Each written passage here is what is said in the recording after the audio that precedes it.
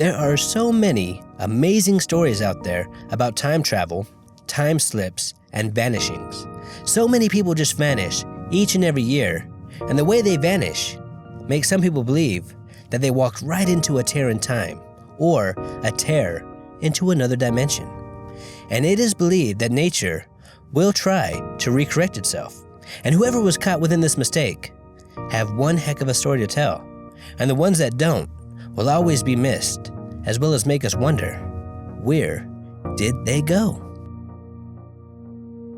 A man named Steve was driving in a deserted part of a northern state when all of a sudden he started to see these very odd lizard-like things that were about 2 to 3 feet tall, standing in an upright position near the sides of the road.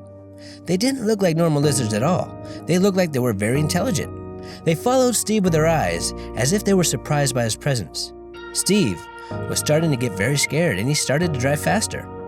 All of a sudden, the road changed. It turned into an oddish-colored dirt road, and Steve was surrounded by these very odd but very amazing-looking trees. He had never seen anything like it before. Then, he started to see these very small, human-like people gathering very oddish-looking triangular fruit. Some of these oddish human creatures looked at Steve, and they shook their heads as if Steve did something wrong. As Steve kept driving, everything started to slowly turn back to normal. The road turned back to black asphalt. The mysterious trees and creatures vanished, and the sky turned back to an earthly blue color. Steve had never been so relieved in all his life. Although Steve was amazed at what he just witnessed, he knew he never wanted to see that place ever again. On December 1st, 1949, a man named Mr. Tedford vanished from a crowded bus. Tedford was on his way home to Bennington. Mr. Tedford was sitting on the bus with 14 other passengers. All 14 passengers testified to seeing him sleeping very peacefully in his seat. When the bus finally reached its destination, Mr. Tedford was simply not there.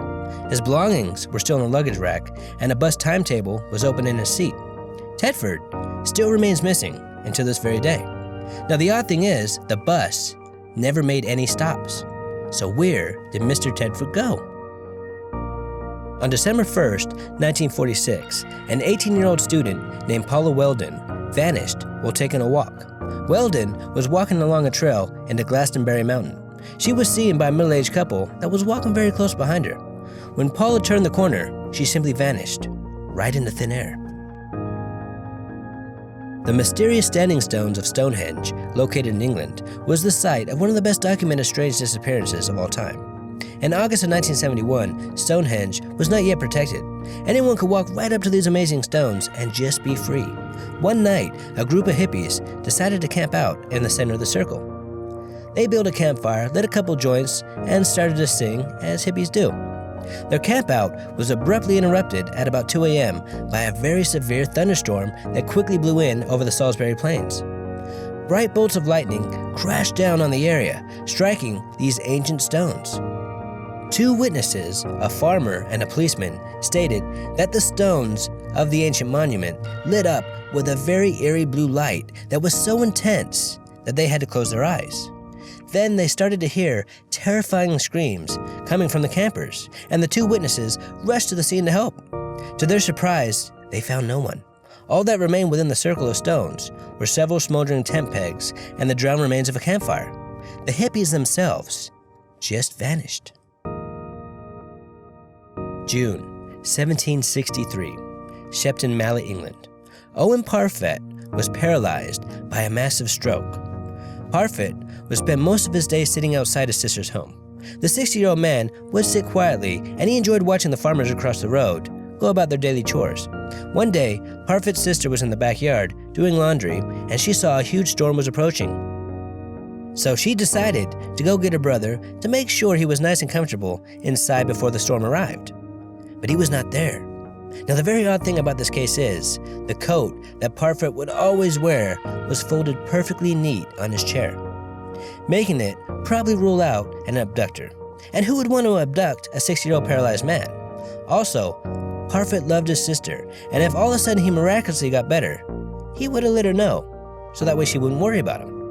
Now, the farmers told the inspectors that one minute he was there, and the next he was simply gone. Now, this was such a mysterious case that official investigations were still being carried out until 1933, and there is still no trace or any clues of Parfitt's fate. Where the heck did he go?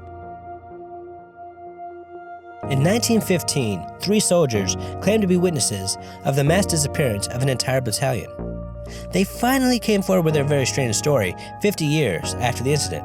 The 3 soldiers of a New Zealand field company said that they seen this happen from a very clear vantage point. The 3 witnesses said a whole battalion marched up a hillside that was covered in a very mysterious cloud. They walked right into it without hesitation, as if they couldn't even see it was there. They never came out.